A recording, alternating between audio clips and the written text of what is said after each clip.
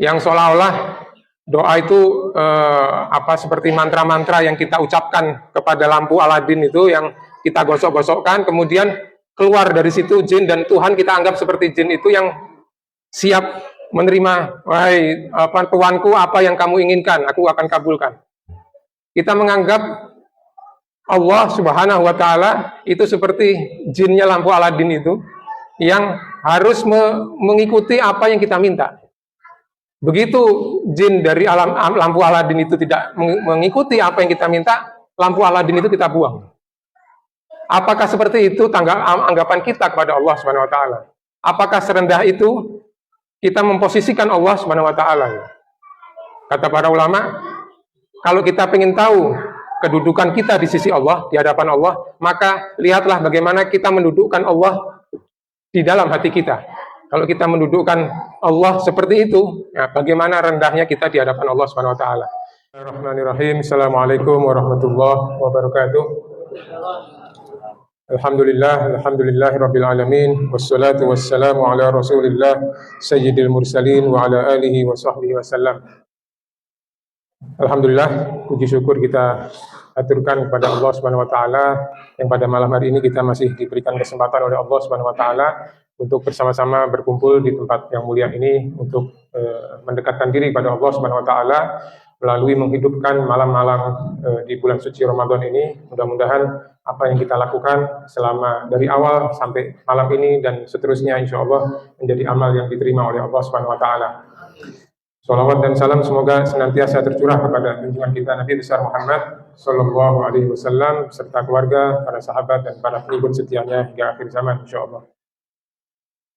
Hadirin jamaah tarawih Masjid Al-Abror rahimakumullah. Di dalam rangkaian ayat-ayat perintah puasa yang ada di dalam surat Al-Baqarah, terselip sebuah ayat yang tidak berbicara tentang puasa, sebelumnya berbicara tentang puasa dan setelahnya berbicara tentang puasa. Jadi ada ayat ini yang berbicara, jadi setelah beberapa ayat dari 183 sampai 185 itu berbicara tentang puasa, tentang bagaimana tata cara puasa, bagaimana kalau perjalanan dan sebagainya. Kemudian pada ayat 186 tiba-tiba Allah Subhanahu wa Ta'ala mengungkapkan sesuatu yang lain di luar dari puasa, yaitu tentang bahwa sesuatu yang sangat indah, ya, sangat menyentuh. Ya. Allah Subhanahu wa Ta'ala mengatakan bahwa wa idza sa'alaka ibadi anni fa inni qarib. Apabila hambaku bertanya tentang aku, maka aku ini dekat. Ujibu da'watad da'i idza da'an. Aku akan jawab doanya para pendoa jika dia berdoa kepadaku. Jadi para mufassir mencoba menafsirkan kenapa ayat tentang doa ini diletakkan oleh Allah Subhanahu wa Ta'ala di antara ayat-ayat puasa Ramadan. Setelah ayat ini berbicara lagi tentang puasa Ramadan lagi. Banyak yang mengatakan bahwa di dalam bulan Ramadan ini sangat dianjurkan untuk kita untuk banyak-banyak berdoa, bahwa doa di dalam bulan suci Ramadan ini sangat mustajab, sangat dianjurkan untuk banyak-banyak berdoa. Nah, saya ingin mengangkat sebenarnya bagaimana seharusnya kita menyikapi doa itu. Karena kita seringkali salah di dalam menyikapi tentang doa ini. Padahal doa ini adalah muhul ibadah, kata Nabi. Intinya ibadah. Tapi seringkali salah. Nah, untuk mengilustrasikan ya kesalahan tentang doa yang mungkin juga kita pegang selama ini. Saya ingin menceritakan sebuah kisah nyata ya. Saya tidak perlu sebutkan nama ya. Dan ini juga saya dapatkan cerita ini dari seorang ustadz ya, yang beliau didatangi oleh seorang ustadz yang lain, seorang ustadz atau tepatnya mantan ustadz. Jadi ustadz ini sebelumnya dikenal sebagai orang yang Kalau kalau kalau ceramah itu suaranya lantang, pembicaraannya keras dan sebagainya. Tapi ketika menemui ustadz yang menceritakan ini itu tidak tampak sama sekali seperti ustadz yang dulu gitu. Dari raut mukanya, dari segala macam seperti benar-benar seperti pakaian yang lusuh gitu ceritanya. Jadi seperti nggak punya harapan lagi dari raut mukanya itu. Memang beliau ustadz ini diuji dengan sebuah penyakit yang menyebabkan dia tidak bisa lagi ceramah seperti biasanya. Jadi ada penyakit di tenggorokannya sehingga dia merusak pita suara dan sebagainya, sehingga dia tidak bisa lagi melakukan ceramah seperti biasanya. Sehingga yang tadinya beliau ini banyak dielu-elukan oleh pengikutnya, oleh jamaahnya, oleh organisasinya, tiba-tiba setelah itu dia ditinggalkan. Jamaahnya tidak lagi peduli pada dia, organisasinya yang tadinya meletakkan dia sebagai salah satu ujung tombak untuk dakwahnya, bahkan kemudian mencoret namanya dari organisasi itu. Dan banyak sekali sikap di sekeliling ustadz itu yang menyebabkan ustadz ini menjadi seperti putus harapan. Pertama, dia menyalahkan karena dia setelah itu tidak punya penghasilan, sementara dia harus minum obat terus. Ketergantungan pada obatnya itu menyebabkan dia harus merendahkan harkat martabatnya untuk meminta tolong supaya bisa dia membeli obat. Keluarganya jadi terlantar dan sebagainya. Sehingga kemudian dia mulai menyalahkan yang lain-lain. Gitu. Ini menyalahkan pemerintah, kenapa tidak mengurusin fakir miskin dan terlantar, kemudian menyalahkan organisasinya, menyalahkan jamaahnya, yang sibuk mengumpulkan, yang dia diceritakan itu sibuk mengumpulkan dana untuk memperbaiki sound system masjidnya, tapi dia tidak peduli kepada ustadznya yang tidak bisa bersuara. Dan banyak sekali kemudian dia rentetan, dia menyalahkan itu sampai akhirnya dia menyalahkan agamanya dan kemudian terakhir menyalahkan Tuhan, menyalahkan Allah. Kenapa membiarkan dia seperti itu? Dia bertahun-tahun berdoa untuk kesembuhan penyakitnya tidak dijawab-jawab, kata dia. Bahkan kalau kata orang ini, kalau seandainya engkau tidak mau memberikan kesembuhan kepadaku, setidaknya lepaskan ketergantunganku pada obat yang aku minum ini, sehingga aku tidak harus meminta-minta setiap bulan untuk menebus obat yang harus aku minum ini. Dan seterusnya sampai dia menganggap bahwa doa dia ini tidak didengar oleh Allah Subhanahu wa taala. Dia mengakui bahwa dia mungkin doanya ini tidak dikabulkan karena dia banyak dosa.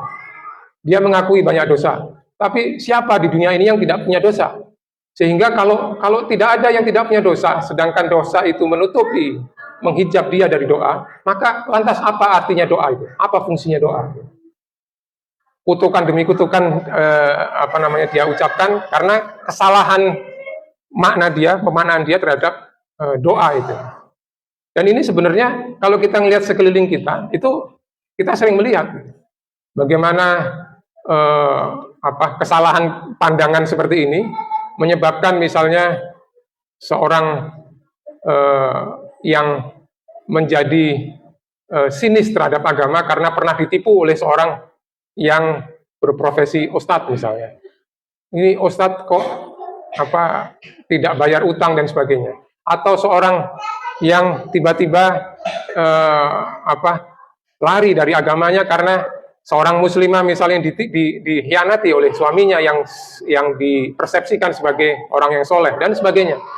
Jadi kesalahan kita dalam memiliki pemaknaan terhadap doa-doa ini, maka itu akan menjadi sangat krusial terhadap bagaimana kita seharusnya menyikapi apa yang terjadi di dunia ini. Dan yang menjadi penyebab itu sama seperti yang tadi itu. aku berdoa tidak dikabulkan. Mungkin karena dosa. Tapi siapa yang tidak punya dosa? Karena tidak ada yang tidak memiliki dosa, maka doa menjadi tidak dikabulkan.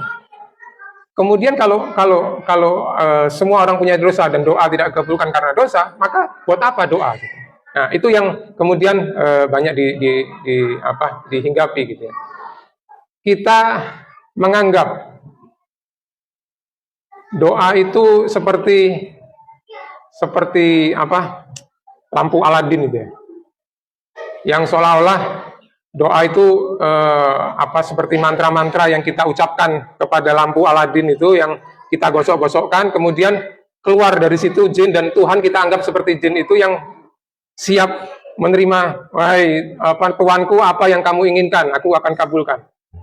Kita menganggap Allah Subhanahu wa Ta'ala itu seperti jinnya lampu Aladin itu, yang harus mengikuti apa yang kita minta. Begitu jin dari lampu Aladin itu tidak mengikuti apa yang kita minta, lampu Aladin itu kita buang. Apakah seperti itu anggapan kita kepada Allah Subhanahu wa Ta'ala? Apakah serendah itu kita memposisikan Allah Subhanahu wa Ta'ala? Kata para ulama, kalau kita ingin tahu kedudukan kita di sisi Allah, di hadapan Allah, maka lihatlah bagaimana kita mendudukkan Allah di dalam hati kita. Kalau kita mendudukkan Allah seperti itu, ya, bagaimana rendahnya kita di hadapan Allah Subhanahu wa Ta'ala. Nah, untuk mendudukkan doa itu seperti apa seharusnya, kita bisa melihat bagaimana para nabi, para orang soleh memposisikan doa itu. Saya akan membaca sebuah ayat di dalam surat Maryam yang sangat indah. Untuk memperoleh keberkahannya, saya coba akan baca. Di dalam surat Maryam ayat 2 sampai ayat 4 disebutkan, A'udzubillahi minasyaitonirrajim, Bismillahirrahmanirrahim. Kaf ha ya ain shad, dzikru rahmati rabbika 'abdahu Zakaria idz nada rabbahu nidaan khafiyya.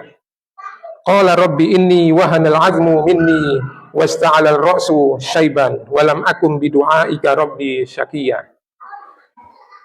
Ayat ini menceritakan tentang kisah Nabi Zakaria yang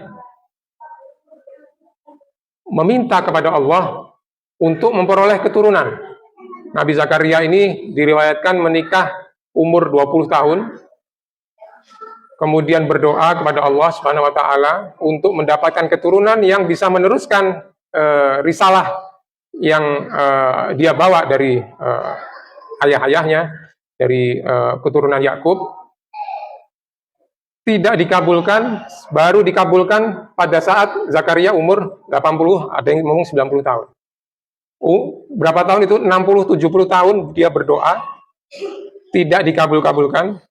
Dan lihat apa yang diucapkan keluar dari lisan Zakaria itu, ketika menyebutkan bahwa walam akun bidu'aika rabbi syaqiyya, sungguh aku tidak pernah kecewa ketika aku berdoa kepadamu. 70 tahun berdoa tidak dikabulkan, apa yang diucapkan oleh Zakaria alaihissalam itu walam akun bidu'aika rabbi syaqiyya, aku tidak pernah engkau kecewakan dalam doaku. Jadi apa yang penyikapan kita terhadap doa ini sangat penting. Ini yang di Nabi ini, kalau tadi disebutkan bahwa kita yang merasa berdosa, kemudian karena dosa itu kita takut, kita merasa bahwa doa kita nggak akan dikabulkan. Nabi ini maksum, nggak dosa. Tapi beliau mau menunggu 60 tahun, bersabar menunggu 60 tahun untuk dikabulkan doanya dia, dan dia tidak pernah berputus asa dan mengatakan tidak pernah dikecewakan dengan doanya. Nabi Musa alaihissalam 40 tahun dia berdoa untuk mengalahkan Fir'aun dengan berbagai usahanya, baru 40 tahun berikutnya dikabulkan doanya sehingga Fir'aun ditenggelamkan dan seterusnya. Nabi Ibrahim lebih lagi, ribuan tahun untuk berdoa yang dikabulkan ketika Nabi Muhammad terlahirkan di Makkah. Jadi doa ini adalah sebuah ungkapan kecintaan kita kepada kekasih seharusnya ya. untuk menghubungkan kita supaya kita ini melakukan apapun, melakukan segala sesuatu dengan upaya kita, dengan ikhtiar kita sebaik-baiknya, apapun hasilnya itu adalah yang terbaik yang diberikan Allah kepada kita. Jadi yang diminta oleh Allah Subhanahu wa taala kepada kita yang berdoa ini adalah supaya menguatkan kita. Kalau kita berhasil, kita tidak jumawa. Kalau kita kalah, kita tidak putus asa, karena itu yang terbaik. Jadi Nabi, para sahabat ketika melakukan akan melakukan berperang, itu yang dilakukan, penyikapan itu yang dilakukan. Beliau menyiapkan segala strategi, pasukan dan sebagainya, sudah siap semuanya, sudah matang, kemudian berdoa, ya Allah, apabila kami menang, Engkau berikan kemenangan, jangan berikan pada kami ini sikap sombong, sikap jumawa, sikap yang zalim semena-mena terhadap siapa yang dikalahkan. Dan apabila kami kalah, jangan jadikan kami ini orang yang terhina karena kekalahan kami. Itu doa yang kita contoh dari orang-orang mulia ini, Zakaria alaihissalam, Musa alaihissalam, Rasulullah SAW dan para sahabatnya. Begitu yang kita dapatkan pelajarannya. Nah, semoga pemahaman tentang doa ini kita bisa perbaiki terus, dan jangan sampai kita berputus asa dari berdoa. Karena dengan berdoa ini kita senantiasa connect dengan Allah Subhanahu wa taala. Apapun hasilnya itu adalah sesuatu yang terbaik menurut Allah yang diberikan pada kita. Baik itu mungkin timingnya belum tepat, mungkin itu bukan yang terbaik untuk kita, atau ditunda pada masa, atau pada bahkan mungkin ditunda nanti di akhirat untuk pembalasannya. Itu aja mungkin yang bisa saya sampaikan. Mudah-mudahan ada manfaatnya, khususnya buat saya pribadi, dan mudah-mudahan juga buat para jamaah. Mohon maaf apabila ada kesalahan. Walafu minkum. Assalamualaikum warahmatullahi wabarakatuh.